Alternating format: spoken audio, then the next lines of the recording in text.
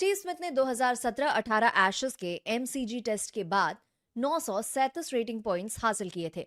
ये ICC batting rankings के हिसाब से हैं। इससे ज्यादा रैंकिंग सिर्फ ब्रैडमैन की थी, 961। और जब ब्रैडमैन की बात होती है तो एक बात याद रखने लायक है। उन्होंने सिर्फ एक बैटर को देखकर कहा था कि ये थोड़ा बहुत मेरी तरह बल्लेबाजी करता है, और वो थे सचिन तेंदुलकर। तो जब भी बेस्ट सिंस ब्रैडमैन वाली बात सुनने को मिले, तो ज्यादातर केसेस में वो या तो सचिन होंगे या फिर स्मिथ। सचिन और स्मिथ में और भी कई चीजें कॉमन हैं। प्रॉब्लम सॉल्विंग, ये सिर्फ सबसे टैलेंटेड बैटर्स में से ही नहीं है, बल्कि दोनों बेहद अडेप्टेबल हैं और गेम को गहराई से समझने वाले खिलाड़ी हैं, जो जरूरत पड़ने पर अपनी अप्रोच बदल सकते हैं। ये रिकी पॉन्टिंग या विराट कोहली से काफी अलग तरह के खिलाड़ी हैं। पॉन्टिंग और कोहली एक्सट्रीमली ड्रिवन इंडिविजुअल्स हैं और शानदार एथलीट्स भी। वो भी बेहतरीन टेस्ट बैटर्स हैं, लेकिन उनके पास वो टेक्निकल मास्टरी या वो एबिलिटी नहीं है कि वो इनिंग्स के बीच ही छोटी छोटी चीजों में ट्वीक करके अपने गेम को एडजस्ट कर सकें। और हाँ, इन दोनों में एक और चीज कॉमन है, लेकिन जो सवाल हमने काफी टाइम से सोचा है वो ये है, टेस्ट क्रिकेट में बेहतर खिलाड़ी कौन है, स्मिथ या सचिन? अगर आपकी शॉर्ट टर्म मेमोरी है तो ये समझना जरूरी है कि पिछले कुछ साल स्टीव स्मिथ के लिए उनकी नॉर्मल रूटीन जैसे नहीं रहे। लेकिन इसके बावजूद स्मिथ के पास एक मैच फैक्टर है। वो जिन मैचेस में खेले हैं उनमें उन्होंने दोनों टीमों के टॉप 6 बैटर्स से औसतन 58% ज्यादा रन बनाए हैं। ये किसी भी बैटर के लिए एक जबरदस्त रिकॉर्ड है, खासकर तब जब उसने हाल में ही थोड़ा स्लम्प भी झेला हो। उनके करियर रिकॉर्ड की बात करें तो वो सिर्फ 30% बेहतर है। लेकिन ये समझना जरूरी है कि उन दोनों ने किन बल्लेबाजों के साथ खेला था। सचिन के साथ राहुल द्रविड़, वीरेंद्र सहवाग, मोहम्मद अजरुद्दीन और वीवीएस लक्ष्मण जैसे दिग्गज थे, जो उनके करियर के लंबे हिस्से में उनके साथ खेले। मानस लाबुशेन और उस्मान ख्वाजा भी स्ट्रांग हैं, लेकिन वो उस लेवल पर नहीं है जिस कैलिबर के साथ ही बल्लेबाज सचिन के साथ थे। और सचिन के आसपास जो महान बल्लेबाज थे, उनका असर उनके टोटल रन्स में योगदान पर भी पड़ा। स्मिथ ने जिन मैचेस में खेला उनमें उनकी टीम के कुल रनों का करीब 16% हिस्सा उनके बल्ले से आया, जबकि सचिन का आंकड़ा 14.82% है। लेकिन यहां आप देख सकते हैं कि सचिन के साथ बड़े बल्लेबाजों के खेलने का असर उनके रिकॉर्ड पर ज्यादा दिखता है। मैच फैक्टर का दूसरा पहलू यह भी है कि टीम की बॉलिंग अटैक इस पर असर डालती है, क्योंकि इसमें विपक्षी टीम के टॉप 6 बैटर्स को भी कंसिडर किया जाता है। और ये कहना बिल्कुल लॉजिकल होगा कि स्मिथ को अपने करियर में अपनी टीम से ज्यादा बेहतरीन बॉलिंग अटैक्स के साथ खेलने का फायदा मिला, जो शायद सचिन तेंदुलकर के पास उस स्तर पर नहीं था। यह भी ध्यान देने वाली बात है कि तेंदुलकर ने ये नंबर्स काफी बड़े सैंपल साइज पे बनाए। उन्होंने यंग एज में भी कई मैचेस खेले और फिर 35 साल की उम्र के बाद भी अपने गेम को बरकरार रखा। वो सिर्फ सबसे बेहतरीन टीनेज बैटर्स में से एक नहीं थे, बल्कि सबसे बेहतरीन सीनियर बैटर्स में भी शुमार होते हैं। स्मिथ को 21 साल की उम्र से पहले कोई टेस्ट मैच खेलने का मौका नहीं मिला, और जो टेस्ट मैच स्मिथ ने अभी अभी खेला है वो 35 साल की उम्र के बाद सिर्फ उनका छठा मैच है। लेकिन तेंदुलकर का करियर इतना लंबा है कि उसे अलग अलग हिस्सों में बांटना ज्यादा सही होगा। 1991 तक वो उतने कंसिस्टेंट नहीं थे, लेकिन इसके बाद अगले 11 साल में उन्होंने जिन मैचेस में खेला उनमें बाकी बल्लेबाजों से 60% बेहतर प्रदर्शन किया। यही उनका टेस्ट क्रिकेट में सबसे बेहतरीन दौर था। 2003 से 2010 के बीच भी उनका एक मजबूत दौर रहा, लेकिन इस दौरान वो बाकी बल्लेबाजों से 23% ही बेहतर थे। पर जाहिर है, मैच फैक्टर में आई गिरावट के पीछे कुछ वजह हैं। 2004 में तेंदुलकर को टेनिस एल्बो इंजरी हुई थी, जिसकी वजह से वो करीब आधे साल तक बाहर रहे। ये ऐसी चोट है जिससे उबरना कई बल्लेबाजों के लिए मुश्किल साबित हुआ है। इसके अलावा उन्होंने बाद में फ्लैटर पिचेस पर खेलना शुरू किया, और उस समय उनकी टीम की बैटिंग लाइनअप भी पहले से ज्यादा मजबूत हो गई थी। ऐसे में वो उतने अलग नहीं दिख रहे थे, क्योंकि उनके आसपास के बल्लेबाज भी शानदार प्रदर्शन कर रहे थे, और यही डिप उनके ओडीआई करियर में भी देखने को मिलता है। अगले 3 सालों में उनका प्रदर्शन साफ तौर पर गिरावट की ओर था। उनका टेस्ट एवरेज उनके 177वें टेस्ट के बाद लगभग 57 से गिरकर, जब उन्होंने न्यूलैंड्स में साउथ अफ्रीका के खिलाफ धमाकेदार पारी खेली थी, वानखेड़े में अपने आखिरी मैच तक आते आते 53.8 तक आ गया। और ये वो दौर था जब कई बल्लेबाज ढेरों रन बना रहे थे। स्मिथ की कहानी इससे बिल्कुल अलग थी। वो टीम में एक लोअर ऑर्डर बैटर के तौर पर आए थे और इसकी बड़ी वजह थी कि वो लेग स्पिन भी कर सकते थे। हालांकि ये याद रखना जरूरी है कि किसी को भी उन्हें फुल टाइम लेग स्पिनर नहीं माना था। तो 2012 तक वो टेस्ट क्रिकेट में औसत से भी नीचे थे। लेकिन इसके बाद उन्होंने 7 सालों का ऐसा दौर देखा जैसा बहुत ही कम बल्लेबाजों को नसीब हुआ है। इस दौरान वो अपने मैचेस में बाकी बल्लेबाजों से 60% बेहतर थे। 20 के दशक में उनका मैच फैक्टर गिरकर 28% हो गया, जो अब भी बेहद शानदार है, लेकिन उनके लिए ये काफी बड़ी गिरावट मानी जाएगी। हमें लगता है कि उनका स्लंप और भी खराब लगता है क्योंकि उनका एवरेज काफी गिरा, लेकिन वो ऐसा दौर था जब कोई भी ज्यादा रन नहीं बना पा रहा था। तो ऐसे में भी वो काफी शानदार थे और जाहिर है उनकी तुलना पुराने स्मिथ से की जा रही है, जो उन 7 सालों में शायद ब्रैडमैन के बाद सबसे बेहतरीन बल्लेबाज थे। लेकिन अगर आपका स्लम्प भी बाकी सबसे 28% बेहतर है, तो मतलब आप अब भी काफी अच्छा कर रहे हैं। साथ ही स्मिथ जिन मैचेस में खेले उनमें पिचेस ज्यादा रिजल्ट ओरिएंटेड रही। वर्ल्ड टेस्ट चैंपियनशिप, वॉबल सीम का असर और कुछ स्पाइसी विकेट्स आने की वजह से अब मैचेस में ज्यादा नतीजे देखने को मिलते हैं, जो सचिन के दौर में इतने आम नहीं थे। असल में 31% से ज्यादा मैचेस जिनमें सचिन खेले ड्रॉ हुए थे, लेकिन स्मिथ के लिए ये आंकड़ा 14% से भी कम है।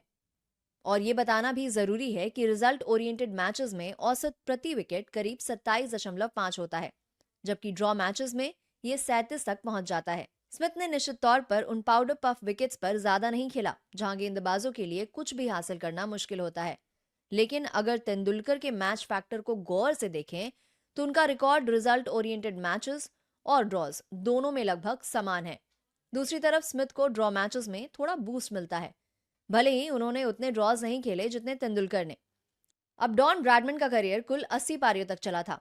इसे एक रेफरेंस पॉइंट मानकर हम उन बल्लेबाजों को देखते हैं जिनका मैच फैक्टर इस टाइम स्पैन में सबसे बेहतर रहा है। स्मिथ अकेले बल्लेबाज हैं डॉन ब्रैडमैन के अलावा जिनका औसत उनके पीक पर बाकी टॉप ऑर्डर बल्लेबाजों से दुगना रहा। अगर यही आपका फेवरेट मेट्रिक है तो स्मिथ वाकई ब्रैडमैन के बाद सबसे बेहतरीन खिलाड़ी माने जाएंगे। तेंदुलकर का भी अपना एक शानदार पीक रहा। वो अपने मैचेस में बाकी बल्लेबाजों से 74% बेहतर थे, इसलिए वो अब भी सभी समय के टॉप 15 बल्लेबाजों की सूची में शामिल होते हैं। दिलचस्प बात यह है कि तेंदुलकर ने अपनी सबसे बेहतरीन 80 पारियों के दौर से पहले 30 पारियां खेली थीं और उसके बाद उन्होंने 219 और पारियां खेली। स्मिथ ने अपने पीक से पहले 42 पारियां खेली और उसके बाद अब तक 82 पारियां खेल चुके हैं। पीक के बाद दोनों का मैच फैक्टर काफी हद तक समान रहा, लेकिन पीक से पहले स्मिथ का प्रदर्शन काफी बेहतर था। जब आप सचिन के बारे में सोचते हैं तो उन्होंने अपनी पीक के बाद भी 200 पारियों तक बाकी बल्लेबाजों से 25% बेहतर प्रदर्शन किया, जो एक अविश्वसनीय रिकॉर्ड है। एक और खास बात जो स्मिथ के बारे में जरूर बतानी चाहिए, पीक के बाद उन्होंने अपनी अजीब वजहों से खुद को ओपनर बनाने का फैसला किया और ये शायद उनके लिए फायदे का सौदा नहीं रहा, खासकर ऐसे दौर में जहां ओपनर होना किसी के लिए भी आसान नहीं था। हमने लो स्कोरिंग और हाई स्कोरिंग दोनों तरह के गेम्स को देखा।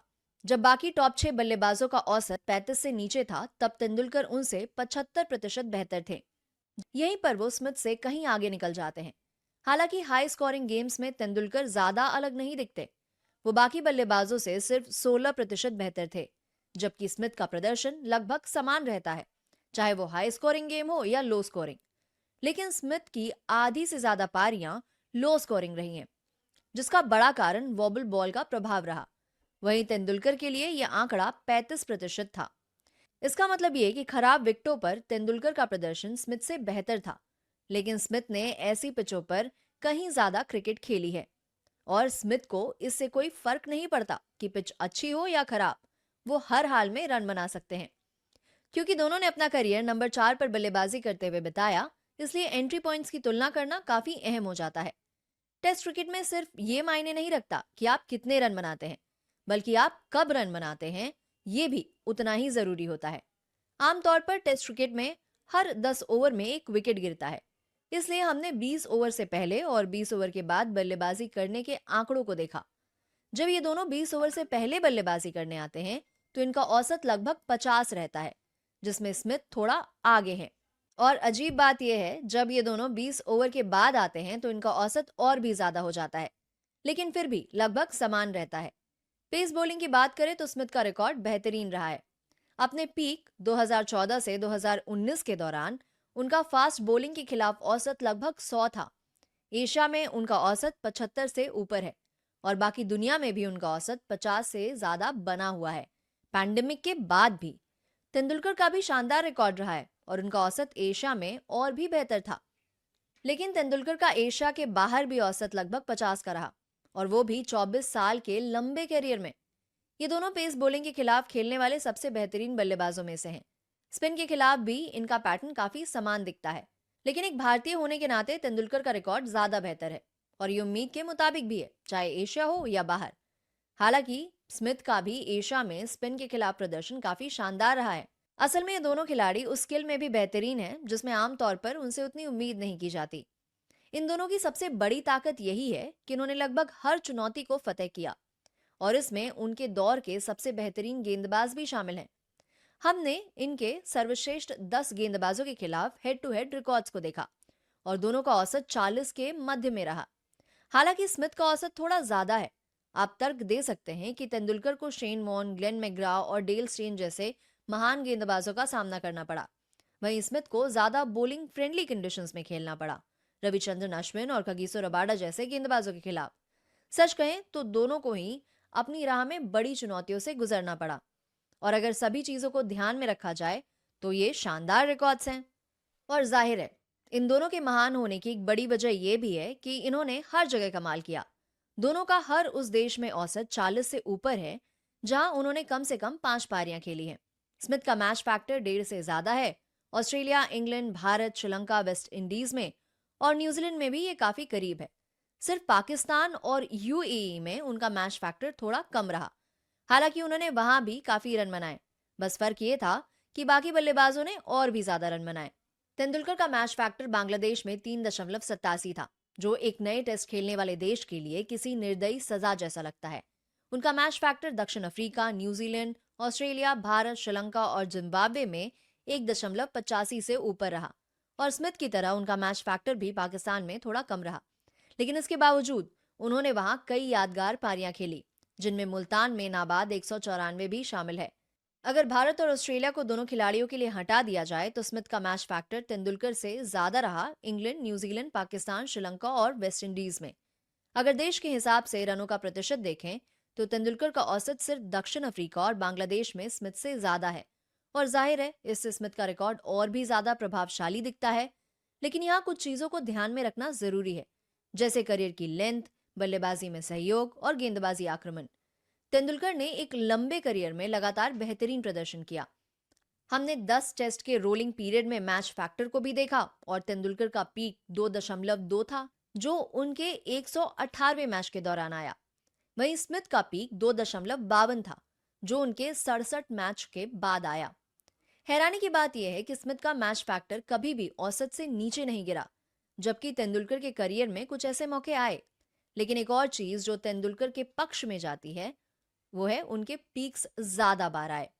भले ही तेंदुलकर के पीक्स उतने ऊंचे नहीं रहे जितने स्मिथ के थे, लेकिन उनका स्ट्रॉन्ग फेज ज्यादा लंबे समय तक चला। अगर प्लस ईयर्स की बात करें तो तेंदुलकर के पास 17, जबकि स्मिथ अभी 10 पर हैं। ग्रेट ईयर्स की बात करें, यानी जब मैच फैक्टर 1.25 से ऊपर था, तो तेंदुलकर के पास 13 और स्मिथ के पास 8 ऐसे साल थे। लेकिन स्मिथ के पीक्स ज्यादा ऊंचे थे। वो 4 अलग अलग सालों में 100% बेहतर थे बाकी बल्लेबाजों से। तेंदुलकर ने ये कमाल 3 बार किया। तो ये काफी सारी जानकारी है, और यही वो मेट्रिक्स हैं जिससे हम ऐसे खिलाड़ियों का आकलन करना पसंद करते हैं। हमने इन दोनों को एक साथ रखा क्योंकि अपने करियर के अलग अलग दौर में ऐसा लगा कि ये ब्रैडमैन जैसे करियर की ओर बढ़ सकते हैं। शायद औसत के मामले में नहीं, लेकिन आधुनिक क्रिकेट के संदर्भ में ये निश्चित तौर पर उसी स्तर के खिलाड़ी हैं। और अगर स्टीव स्मिथ की बात करें तो उनका पीक सिर्फ डॉन ब्रैडमैन के बाद आता है, और उस दौर में उन्होंने पूरी दुनिया पर राज किया। अगर कंक्लूजन की बात करें तो स्मिथ अपने पीक पर सचिन से बेहतर थे, ये कहना बिल्कुल लॉजिकल होगा। लेकिन सवाल यह है, अगर आपको एक करियर चुनना हो तो आप किसे चुनना चाहेंगे? वो बल्लेबाज जिसने 10 से ज्यादा साल खेले और उनमें से 8 साल महान रहा, या फिर वो जिसने 17 से ज्यादा साल खेले और 13 साल तक महान रहा? हमें लगता है कि यही इस बहस का सबसे दिलचस्प पहलू है। भारत को 24 साल तक किसी और बल्लेबाज की चिंता करने की जरूरत नहीं पड़ी। और भले ही हमें अब भी लगता है कि स्टीव स्मिथ का पीक थोड़ा ऊंचा था, लेकिन 8 महान सालों की तुलना 13 से कैसे करेंगे? ये फर्क काफी बड़ा है। तो हाँ, भले ही स्मिथ छोटे समय में ज्यादा प्रभावी हो, लेकिन तेंदुलकर की कंसिस्टेंसी एक अलग ही स्तर पर थी। हमें नहीं लगता कि स्मिथ का करियर कभी तेंदुलकर की उपलब्धियों को पूरी तरह पछाड़ सकता है। और जब हमने सारी जानकारी को ध्यान से देखा, तो हमें लगता है कि आप तेंदुलकर को अब तक का सबसे महान टेस्ट बैटर कह सकते हैं। शायद वो ये बहस डॉन ब्रैडमन से हार सकते हैं, लेकिन कम से कम ये बहस शुरू तो की जा सकती है। हमें नहीं लगता कि आप स्टीव स्मिथ के लिए अभी ये बहस छेड़ सकते हैं, कम से कम अभी तक तो नहीं। और सच्चाई ये है कि हमें नहीं पता कि वो और कितने साल बल्लेबाजी करेंगे।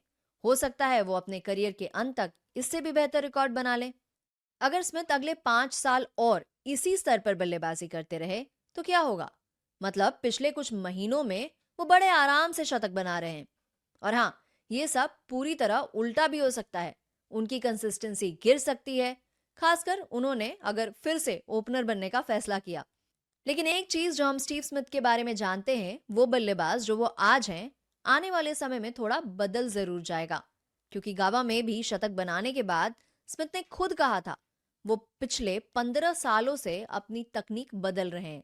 मतलब हर बार जब वो बल्लेबाजी करने आते हैं, कुछ नया लेकर आते हैं। और अगर इसे इस तथ्य से जोड़ दें कि आप उन्हें ऑफ स्टंप के बाहर चैनल में गेंदबाजी नहीं कर सकते, या यहाँ तक कि स्टंप्स पर भी नहीं, क्योंकि वो पहले ही मूव कर चुके होते हैं, तो सच में वो एक सुपर विलन है। लेकिन तेंदुलकर के पास भी ऐसी कई चीजें थी। उन्होंने शेन वॉर्न के लिए खास तैयारी की। उन्होंने लेग स्पिनर से रफ पैच पर राउंड द विकेट गेंदबाजी करवानी शुरू की, जिससे सिर्फ इसी मकसद के लिए खुद तैयार करवाया था। यहां तक कि चेन्नई में एक वेटर से बातचीत के बाद उन्होंने अपना आर्म गार्ड तक रीडिजाइन कर लिया। उन्होंने मैदान पर ही फैसला कर लिया था कि एससीजी की उस ऐतिहासिक पारी में वो एक भी कवर ड्राइव नहीं खेलेंगे। सच्चाई यह है कि सचिन तेंदुलकर ने अपनी पूरी जिंदगी सिर्फ रन बनाने के इर्द गिर्द रखी, और स्टीव स्मिथ मैदान में नहीं होते तब भी हर वक्त शैडो बैटिंग करते रहते हैं। आपके लिए कौन ज्यादा महान है, ये पूरी तरह आपकी पसंद पर निर्भर करेगा। लेकिन हमारे लिए जो बात सबसे ज्यादा मायने रखती है, ये दोनों खिलाड़ी कितने एक जैसे हैं। मतलब शायद ये दोनों ही ब्रैडमैन के बाद सबसे बेहतरीन बल्लेबाज हैं।